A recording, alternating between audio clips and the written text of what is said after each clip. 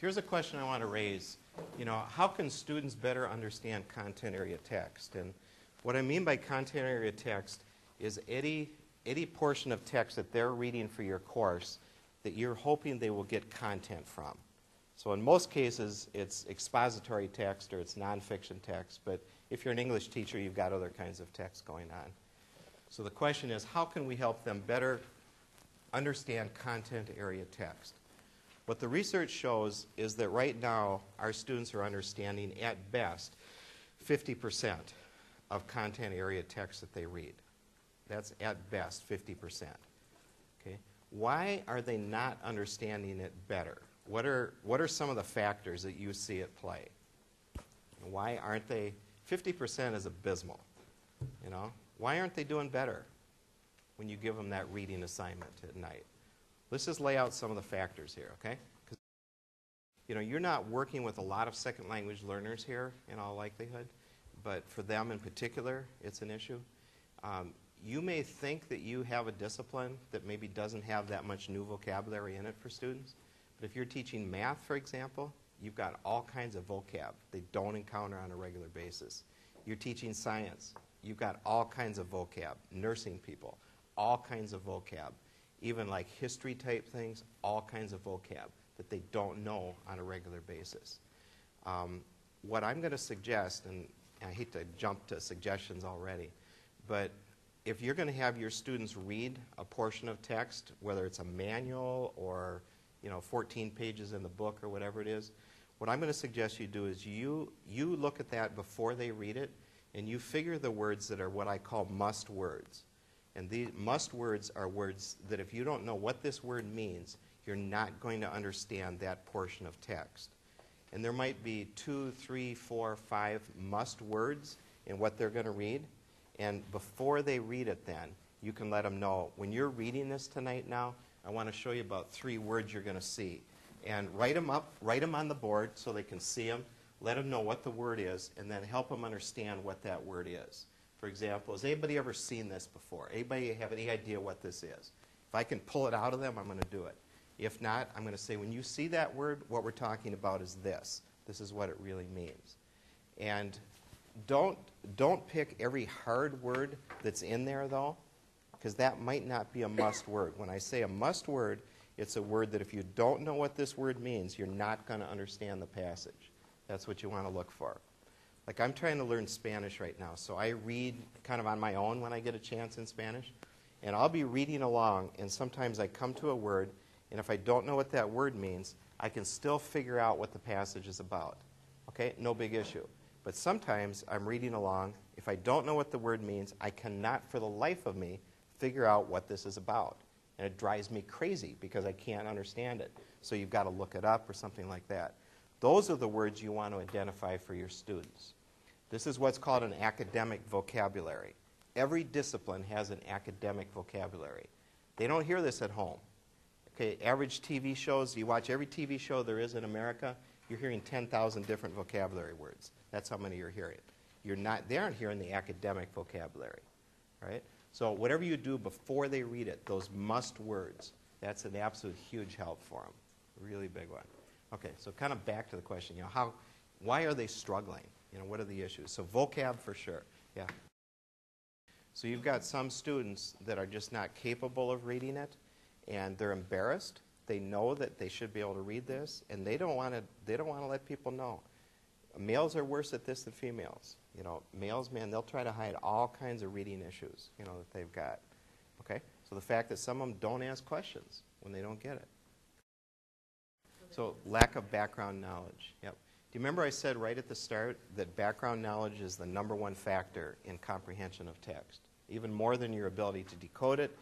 Actually, vocab is #2 in your comprehension of text. It's background knowledge #1, and knowledge of the vocabulary is #2 factor. Okay, so that's one. What else is going on with your students?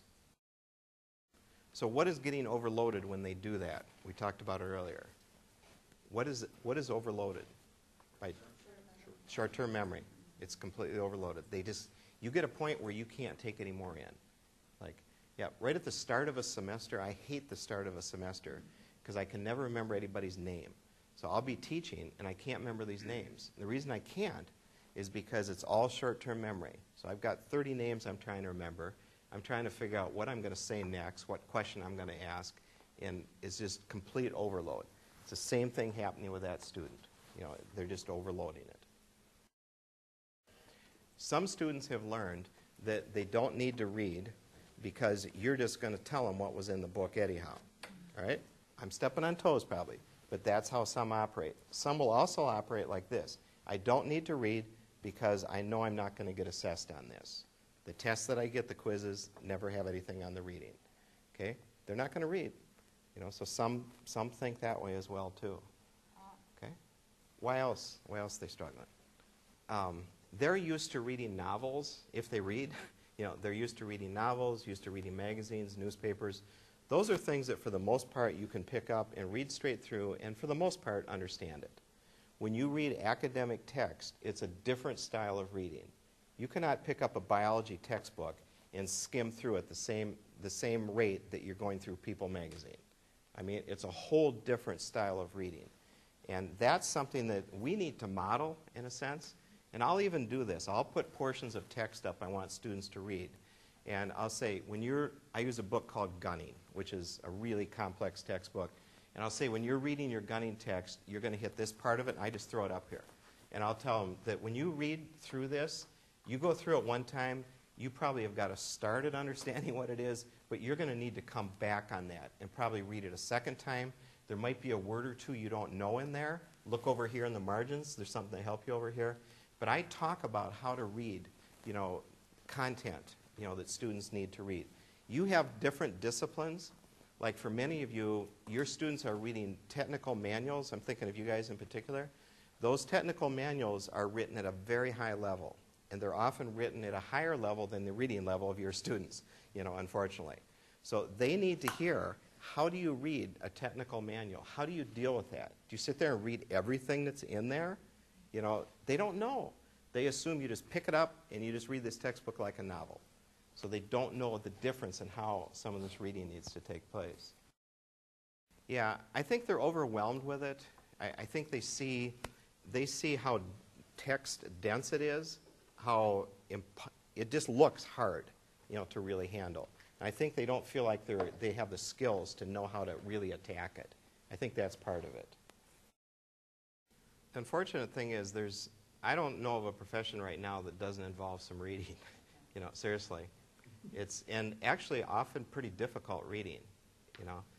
What happens with some students, and the area I work in is reading, you're probably figuring this out here, but it's an area that I work quite a bit in. And what we have found is that some students are able to, it's called comprehension monitoring.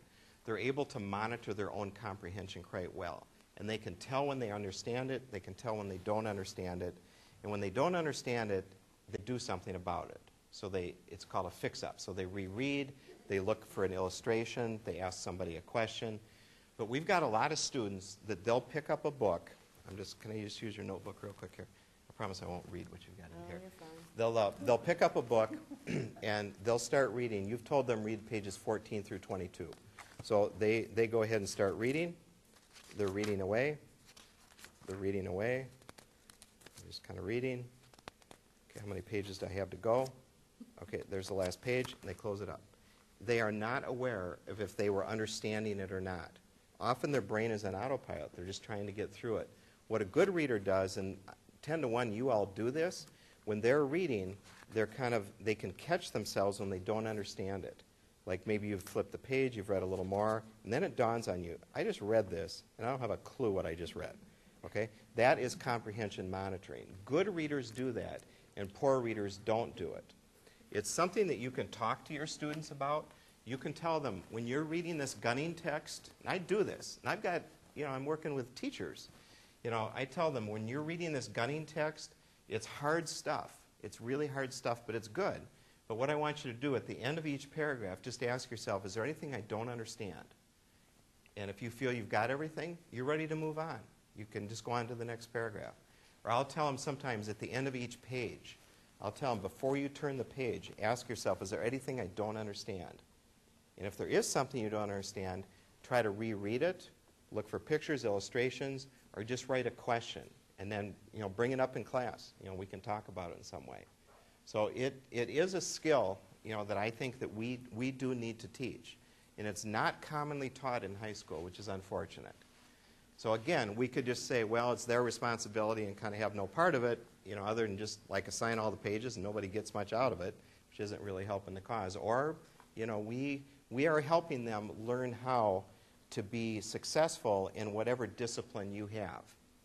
And everybody has a different discipline. How you handle the reading in your discipline, talk about how you do that. And talk honestly and say, some of this stuff is really hard for me, to read too. Here's what I do about it. But that modeling, it's called a talk aloud. That modeling is really powerful when they hear inside your head how you're processing the text, that's in your discipline. Okay, if I've got them reading some philosophy stuff, holy cow, I remember reading philosophy stuff, wondering what in the world am I reading here? I would love to hear from the philosophy professor, how you read this stuff and make sense out of it. How do you do that? I'd love to hear the thoughts. You probably want to know too. But I guarantee you never had a teacher that talked about comprehension monitoring. I guarantee you never had that teacher. So most of you figured this out on your own. Okay, you did. You knew that you needed to understand this, and you figured out some way to understand it, or you probably wouldn't be teaching at a college level right now. Okay, in all likelihood. What we are finding is that if you say something about it, if you mention it, if K-12 teachers talk about it, give kids practice in it, give them something very concrete, like when you get to the end of the page, ask yourself, is there anything I don't understand? You can instill that as a habit, in them as a reader. If you just say it to them one time, probably not going to stick.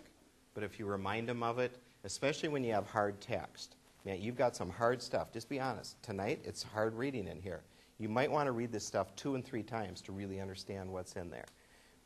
So that we can help them get better at monitoring comprehension. Some of them stumble on it, but some need some help in just doing it. It's called metacognition. It's the ability to think about your own thinking. And these students can do that. They're sure capable of it. Yeah. So what other struggles are they having? Why are we still hitting 50% on text? It took me, I think I was my 2nd or 3rd year into teaching, I realized this. But it dawned on me they weren't really reading the text. It took me that long to figure it out, because I just assumed they would, but they weren't reading. So I've come to the assumption right now, my assumption is that they will not read the text unless I hold them accountable some way for reading of that text. So that's the philosophy I use.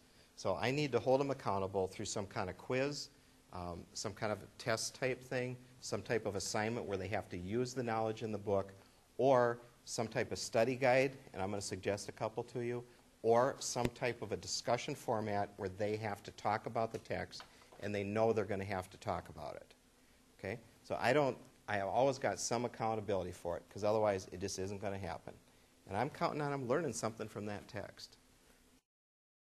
So he was talking about, as a graduate student, how he learned how to read. Okay? He learned to read to find certain types of things that he could use as a part of what he was writing. This is a legitimate style of reading. Okay? Students don't understand. They think they've got to read like everything, or they kind of read nothing, for example. I think you need to talk to them at times about when you're reading this part today. I want you mostly to focus on this part and this part. You can breeze through. I'll tell them. You can go through this part pretty quick here, but I want you to really get this part.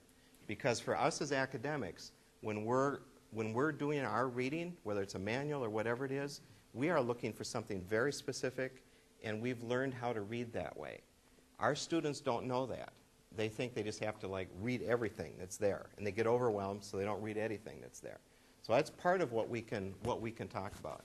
But when I say read the text, my assumption is that we're reading for some comprehension, not just to get through the words that are there. But you can't read everything that's out there. I mean, it's just impossible to do.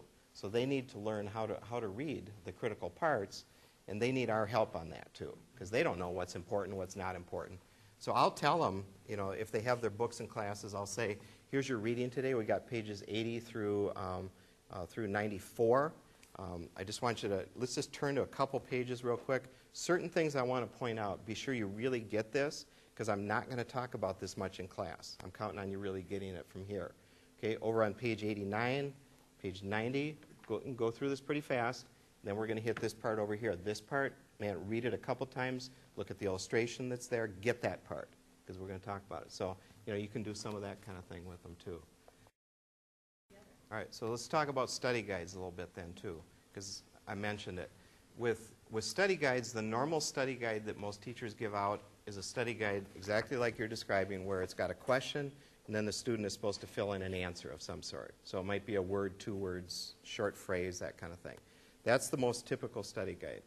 What the research shows on those kinds of study guides is that whatever you choose to put on that study guide, a real closed-ended type study guide, the students actually will walk away knowing whatever you've got on that page. They'll walk away knowing that at a pretty surface level. The research shows they won't know very much of anything else that was in that chapter. They'll kind of know what was there, what they wrote down. For the most part, they're hunting for certain words to write, and they're just trying to get through it. So that style of study guide can be effective if you've got a very limited amount of stuff you absolutely want them to know. It can be good for that. Then you have more open-ended type study guides, and I'll show you some examples of them. And those are ones that aren't just like fill-in-the-blank type things. Okay, they involve a little bit more thinking. Those types of study guides aren't as good at getting across very specific information, but they're better at really helping students maybe think more critically or maybe see a bigger picture. They'll walk away with a broader range of information, than if it's just a real specific one. So I'm not saying one style of study guide is better than another. Like, sometimes I'll just use more of a fill-in-the-blank type thing, because that's what I absolutely want them to get. Other times I want them wrestling with the stuff a little bit more, and we're going to look at some different ones. So there's a lot of different styles of how you go at it. But our students are not very good at figuring out what's important in what they read. They really struggle with that, and that's where a study guide, I think, can be helpful, because it's kind of helping them focus a little bit more. Now, when they get out in the field, is their boss going to give them a study guide, when they've got something to read? They're not going to get it, So at some point, you need to back off a little bit too, just on how much help they're getting.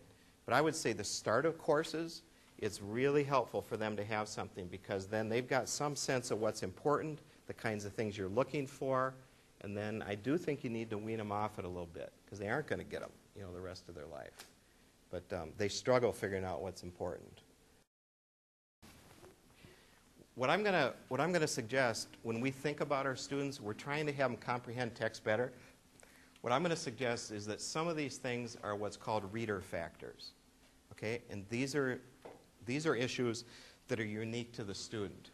And I want to show you something that's kind of interesting. I'm just calling it to read or not to read. Okay, this is what college students have said, if they're going to read or actually not read what you've given them. Okay, if there's going to be a quiz on the material, they will tend to read it more. Okay, and this is based on a fair amount of research. Okay. Also, if the reading is something they're going to need to use for something, they will tend to read it. And then, this is kind of in the words of students here, but will this be directly addressed in a class in a way that I have to personally or publicly respond? In other words, where they have to talk about the text. So if they perceive a situation where there could be a quiz, or they have to use the knowledge in some way, or they are going to be put on the spot a little bit with friends, small group, partners, whatever, actually talking about it, they will tend to read, a little bit more.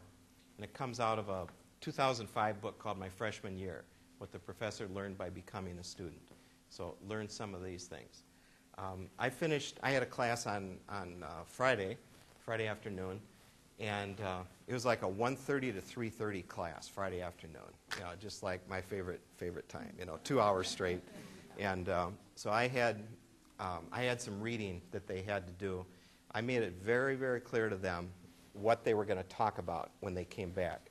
In fact, it was a handout kind of thing. I had them take margin notes on it. I said, come prepared, bring your handout with you, have your margin notes there, because you're going to be talking.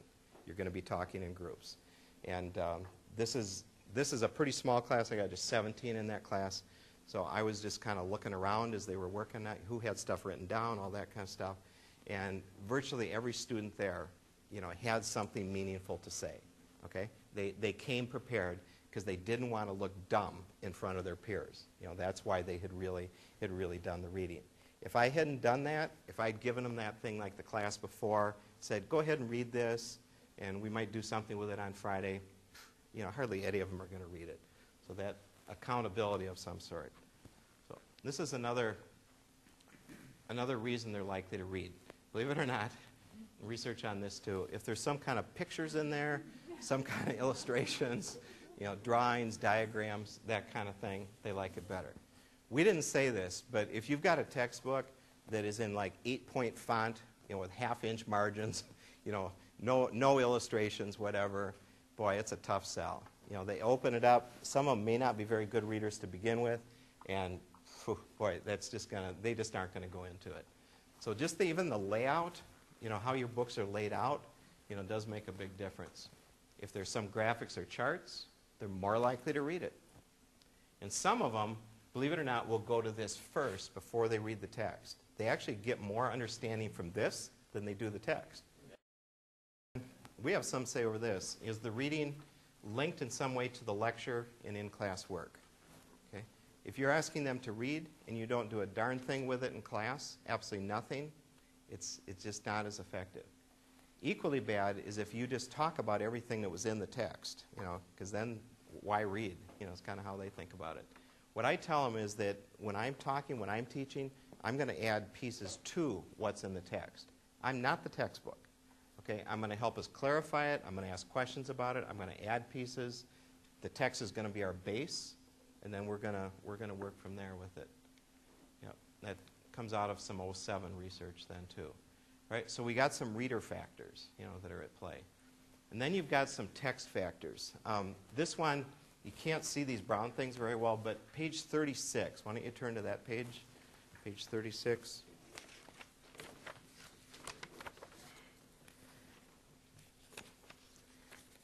These are some things for you to think about when you're picking text, that kids are going to read. The top one is readability. These are hard to see. But readability, yeah, pretty ironic, right? Dang. I think I need to play with my colors here a little bit. That's great. Yeah, no, I didn't do that on purpose. It looks great on my screen, by the way. I should show you my screen here, but yeah. So readability, and college textbooks, as you know, are written for a mass market. People writing these, they want to sell them to students at Harvard and, students all over the world, all over the United States. And they're written at different levels. So you've got to really think about your population, what they're going to be able to handle, in some ways. If you've got a kid at a frustration level with the reading, they're going to quit on you. So everybody has three kind of reading levels. You have and we're the same. We have what's called your independent reading level. And that's where you can just pick it up, you can just read it easily, you don't need any help, and you can understand it perfectly. That's your independent level. And then we all have what we call an instructional level, where when you read it, you don't quite get it, but with the help of the teacher, you can make sense of it. It really makes sense. That's your instructional level. And then you have a frustration level. I have a frustration level, where try as hard as you might want, be as motivated as you want, you still aren't going to get it, because the readability level is just too high. That doesn't work. So what we're trying to do is get our students at that instructional level where they can be successful when they have some assistance, on the part of the teacher. Think about text structure, especially these areas, and you've got it in your handout too.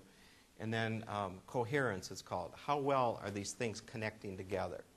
Remember, we talked about the human brain wants to see relationships and connections. And that's how text works best. Good text is really tied together. It's really connected. Some of the worst text that's written is actually social studies text. And what often happens in social studies text is it's like a fact parade. We've got this fact, and then we have this fact, and then we have this fact, and we have this fact. And students don't understand how they connect together. A well-written social studies text, and I actually rewrote a portion of one in a study. A well-written social studies text, everything connects together in some way, and the students can see the relationships. So in your text, if you've got a choice, say between 2 or 3 different books, I'm looking for ones where the readability level is right, where we've got these things in place, but I'm also looking for a book where things are connected together, where it has some kind of flow to it. Because we don't do well with isolated little things, here and there. And then also just audience appropriateness. Is it matching up mostly with their knowledge base? Is it building a knowledge base that needs to be there? So, not only is it about the reader, so it's kind of what they bring to the equation, but this is kind of partially our call. Like, what text are you introducing in your class? And when I say text, I don't mean like a book they've got to buy. I'm talking about what handouts do you use? What have you got them reading up here? What are they reading online? Text, we're just talking everything that's going on. You may not even use, I've got classes I don't even use a textbook. Okay, I'm using all articles, I'm using all this or that, but that's a judgment call for you to make. What's going to work best for your students at that point in time? You can't just assume because somebody wrote this fancy college book that, that it's going to be the best, for your students. Yeah, I think ultimately it's going to be really interactive, and that's how our students want to work. They shoot all over the place, and that's just kind of the reality of it. Yeah. All right, so text factors in there as well, too. And then the one I want to finish off with is the idea that we are important in this process, too. So kind of instructional factors, teacher factors, if you want to call it that. On the left-hand side, this is the traditional way that most instruction has taken place. And what we've done is we've told students, I need you to read pages 85 through 92. Okay, we've told them that. Then supposedly they go off and read it, and then we come back, and then we're going to have this absolute fascinating discussion then. Okay? That fascinating discussion doesn't happen very well, because what's happened is half of the class never read it, okay? So you don't have much of a discussion on something you never read. And then the half that did read it probably didn't understand it terribly well. And then we have this discussion, teachers got these questions, and it flops. The discussion just goes nowhere. And then the teacher says, this doesn't work. I'm not subjecting myself to this again. This doesn't feel very good. When I ask questions, nobody says anything. So we kind of stop talking about it. This is what we've historically done. Okay? And I've done this, and I'm sure you've done this too. You say, you read this, suppose they go read it, and now we'll see if we got any questions, anything going on. This is one of the reasons, that students aren't comprehending text very well. What we're finding is that this model on the right-hand side, it's on page 37, we're finding this model pays off a lot better. But it involves more time up front before the students read. And you don't necessarily need all these things, but in my mind, this one I always do. I think you need to think, before you read, here's some words you're going to encounter. These are the must words. Maybe it's 2, 3, 4, 5. Not too many more. Be sure they've got it. I might have them make some predictions on things. We might do some brainstorming. I might build background a little bit and say, this part you're going to be reading, it takes place in the Middle East here. You're going to hear these countries. Let's just look at a map real quick where we're talking about. So I'm going to build background that I think would be helpful in some way. This doesn't have to take super long. Oftentimes you can do this in like 2 to maybe 4, 5, 6 minutes, something like that. But we're finding that is really key, along with what they do when they're reading. Okay?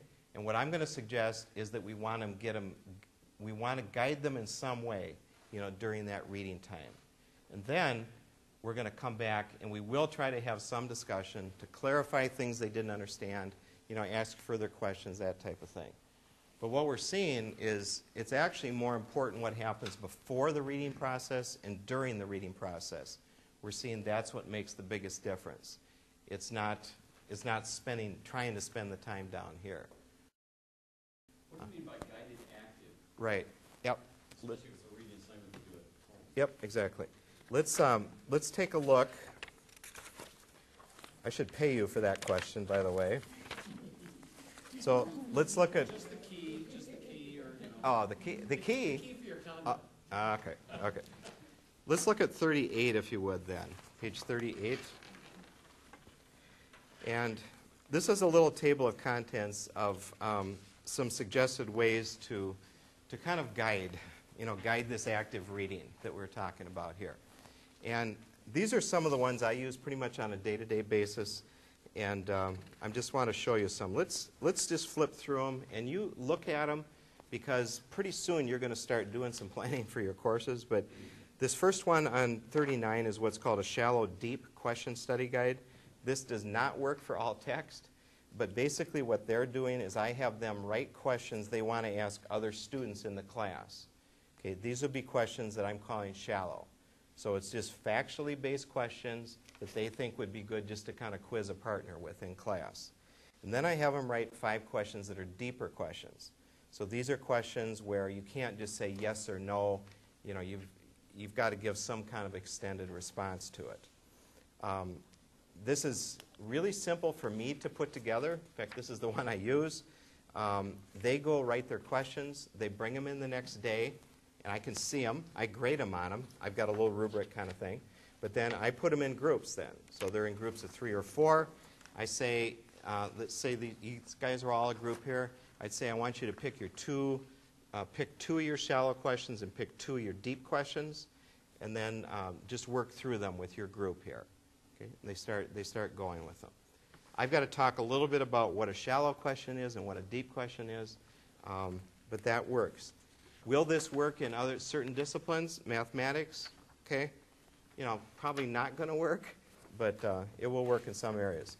Let's flip over to 41.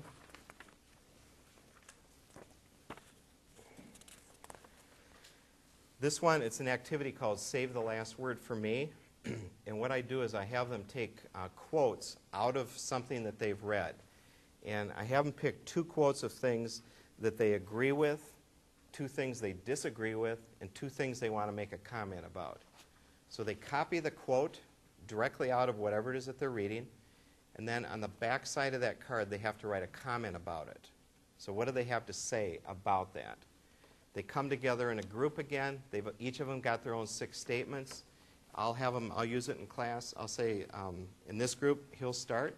He's going to read his statement. Then everybody else here has to say something about his statement. And then he gets to say, what he had written down. So you save the last word for me. Everybody else talks, and then that person gets to say something. They sometimes have a hard time finding something to disagree with, because it's coming out of a textbook. But that's one that can work. 43, this is called double entry journal. So you've probably seen this before. But what you're doing is on the left-hand side, you're having them write down what they think is important in what they read. So they're making that decision. What's important in what they read. And then on the right-hand side, then they're writing down some response to that, like why they thought that was important, examples they have for it. So they're making some personal connection in some way, with the text. That one, this actually works in almost every kind of text, that style. Over on 46, this is actually one of my absolute favorites. It's a concept map study guide.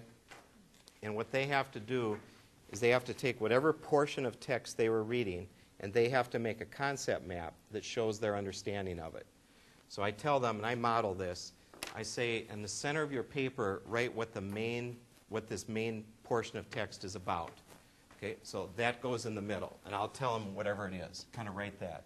And then I say, I want you to make a map then that shows kind of how you understand this chapter. So if you've got big categories, you can kind of write these over here. I tell them it helps to use different colors. So if something's a big category, you might want these blue, this might be blue, this might be blue. So use color, and sometimes I'll say you can use shape, to organize it also. So they make the map, they come back to class with it. I just did this a couple days ago. It is fascinating to look at their maps because they all reflect their personalities. Like your concrete sequentials, everything is typed up, it's all looking neat, organized. Then you've got another person, with Scotch tape hanging off things, and you got stuff, shooting all over the place. And I say there's not a right or wrong way to do it, because you're organizing it like you store it, kind of in your head is really what's going on. But then I have them compare maps, and I say just kind of compare what you've got with your partner here. Are there any things you have that are the same, things you have that are different? So they've got to talk through their map in some way too. This works with almost all kinds of text too, because they've got to organize the information. Over on 48, this is actually a real common K-12 strategy. It's called KWL Plus, and what they do first is they have to write kind of what they already know about something, and then the next they have to write what they'd like to learn about it. So this is before reading. And then they read, and they have to write kind of what they learned about it. And then the plus part is they have to write something else they'd like to know about it. So what it's doing is it's activating their prior knowledge. That's what it's doing with the first part. So it's getting them that, laying that out, and then they're kind of adding in pieces to it. Really simple, not a lot of work for you to put together. The next one on page 50 is what I call a magnet summary. And what you do here is I'm taking something that's kind of the size of a refrigerator magnet, like the size of a business card.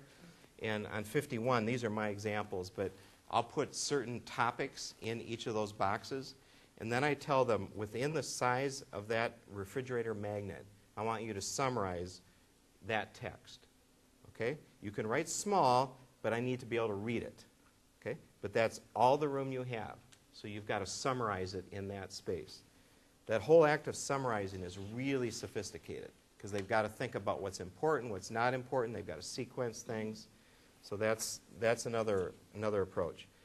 If you want to do a discussion, a good precursor to a discussion on certain classes we've got in here, discussion web, a pro-con, and then I followed up with a writing exercise, 53. They've got to put a paragraph together. But they've done their analysis of kind of pro-con.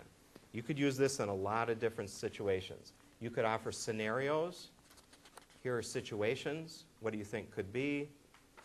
They've got to bring it together then too. And then you've got question match on 55.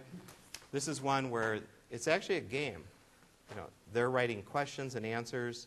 They cut these little cards up. I just have them sit on the floor or work at a table. They get a partner, and they're asking questions about the text that they just read. It's kind of a concentration type game. It seems really dumb, but they do it. It gets them a chance to practice what's in the text. They like games. They're college students, but they still like dumb little game type things. So that's one as well. I won't go through the last ones, but famous last words. Okay, extended anticipation guide. That's the one I did with you on the lecture one. We did that one. And you've got, that's pretty much it then. But the point being that any work you do here, especially that, and then some type of study guide can be helpful. If you want them to retain certain information, just like we were saying before, a very close-ended guide works well. If you want them to get more big picture, then these are more open-ended type study guides. Okay, that'll help with kind of more big picture type things as well too.